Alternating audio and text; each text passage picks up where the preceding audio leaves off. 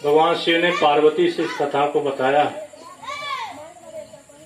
तो जीमूत वाहन के पिता जीमूत वाहन को उस राज्य का उत्तराधिकारी बना करके और अपने जंगल में तपस्या करने चले गए।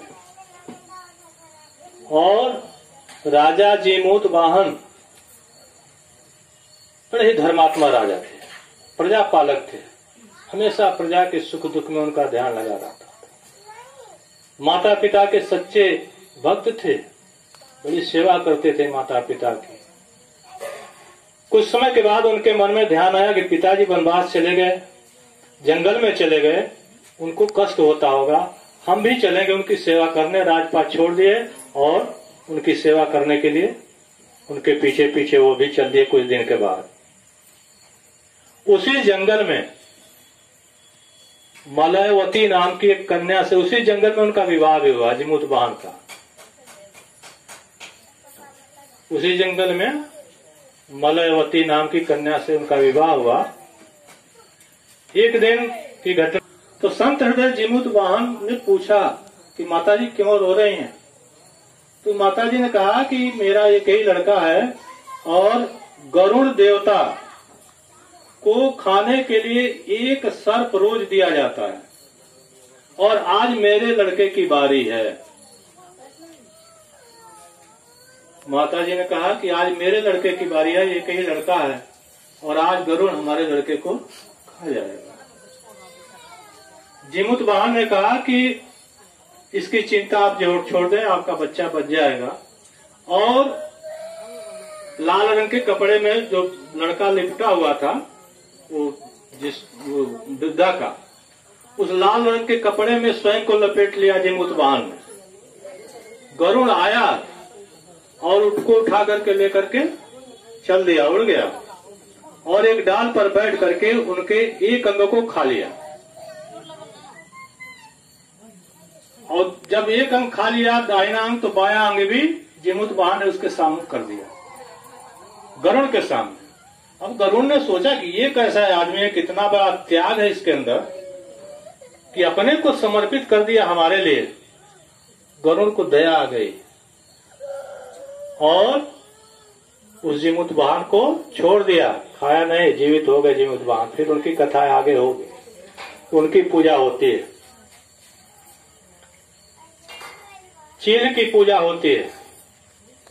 चील और सियारिन की कथा इसमें आती है जीवित पुत्र का व्रत में, तो चील की भी पूजा की जाती है।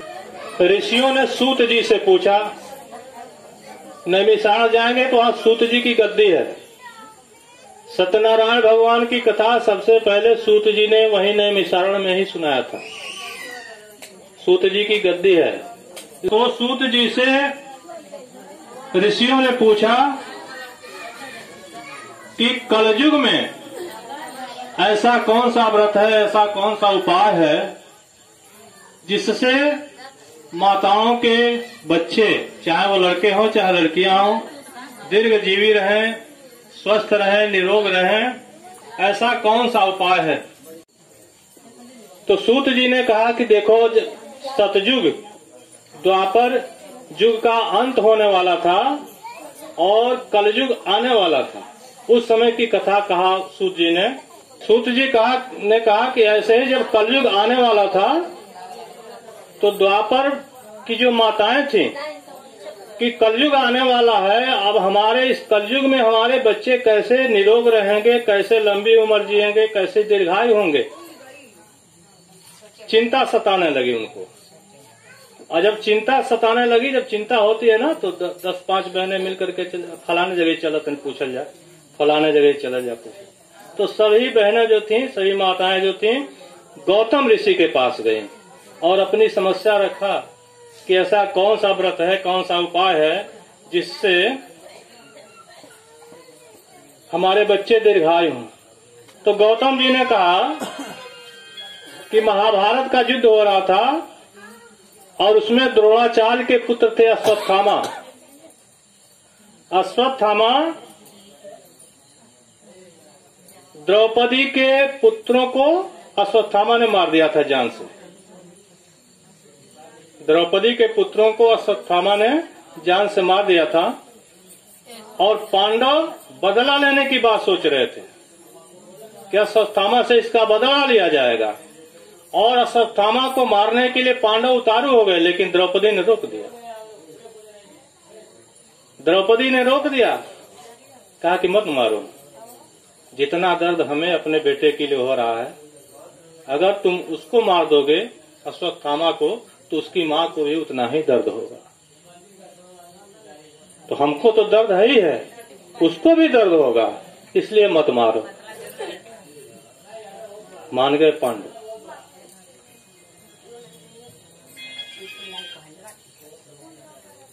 तो अब सारी द्रौपदी अपने सखियों के साथ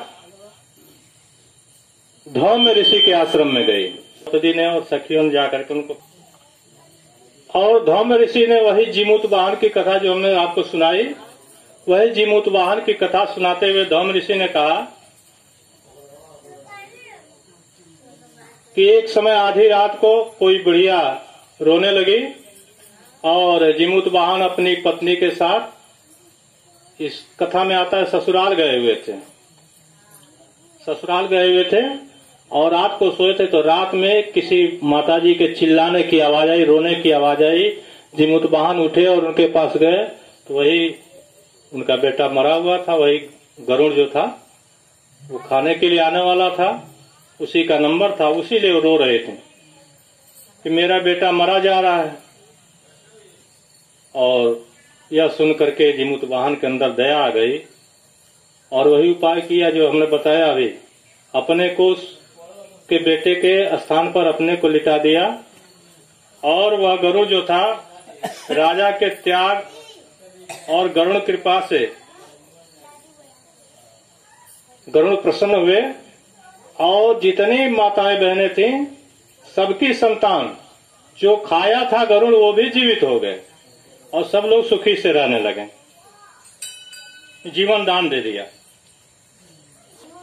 और वही गरुड़ गया अमृत लोक में, अमृत लोक में जाकर के अमृत लाया, सबके ऊपर छिड़क दिया, सब जीवित हो गए।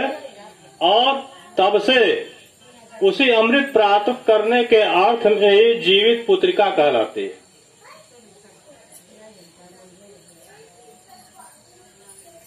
और जीवित पुत्रिका के दिन जीमूत वाहन की पूजा होती है। अभी सियारिन, दोनों जीवित पुत्रिका का व्रत रखे हुए थे, चील और सियारिन निर्जला व्रत थे। चील बेचारी कहीं कथा हो रही थी, ऐसे जाकर के कथा सुनने लगी, और कथा सुन के आई तो सियारिन को कथा सुनाने, बड़ा प्रेम था दोनों में। यह कथा ये भी सिखाती है कि हम जहां भी रहे आपस में प्रेम से रहे, मिलजुल के रहे। कहाँ वो सियारिन, कहाँ वो चील, लेकिन दोनों एक पीपल के पेड़ के पास मिलजुल के रहते थे। वो चील जो थी वो सियारिन को कथा सुनाने लगी, लेकिन सियारिन जो थी स्वभाववश, अब उसको बीच में ही भूख लग गई, और जब भूख लग गई तो जाकर के मांस खा ली। अगले जन्म में राजकुमारी पैदा हुई दोनों, तो सियारिन का विवाह राजा से हुआ, और जो चील जो थी वो भी मनुष्य रूप में आ गई थी, उसका विवाह राजा के मंत्री से हुआ। राजा के मंत्री से चील का विवाह, सियारिन का विवाह राजा से। अब राजा को जो पुत्र पैदा होता था वो मर जाता था, और चील के 8 पुत्र पैदा हुए, 8 जीवित। अब राजा को बड़ी ईर्ष्या हुई कि हमारे सारे के सारे पुत्र मरते जा रहे हैं, हमारा मंत्री जो इसके 8 पुत्र हो गए। एक दिन क्या किया कि 8 पुत्रों को मरवा दिया राजा ने, और मरवा करके एक टोकरी में भर करके और उसकी माँ के पास भिजवा दिया। और जब माँ की टोकरी के पास, वो टोकरी उसकी माँ के पास भिजवा दिया, और जब माँ ने टोकरी खोला तो उस टोकरी में हीरे जवाहरात और उसके 8 पुत्र जीवित मिले। अब इसका माथा ठनका, अब अपनी गलती स्वीकार किया सियारिन ने। अब तो इस जन्म में सियारिन नहीं है, पूर्व जन्म की सियारिन जो थी वो राजा की पत्नी, रानी बन गई थी। और तब उसने पूछा कि तुम कौन सा उपाय करती हो कि तुम्हारे 8 पुत्र जीवित हैं, हमारे सारे पुत्र जो है मरते जा रहे हैं। तो उसने कहा कि पूर्व जन्म की कथा सुनाई उस चील ने, कि पूर्व जन्म में तुम सियारिन थी, मैं चील थी, तुमको मैं कथा सुना रही थी, जीवित पुत्र का व्रत की, उसी में तुमको भूख लग गई, जाके मांस खा लिया, और उसी का जैसी करनी ऐसा फल, आज नहीं तो निश्चय कल। उसका फल, उसी करनी का फल मिल रहा है। और तब से वो रानी जो थी वो भी यह व्रत करने लगी, और व्रत करते करते उस रानी के भी पुत्र जीवित होने लगे, दीर्घायु होने लगे।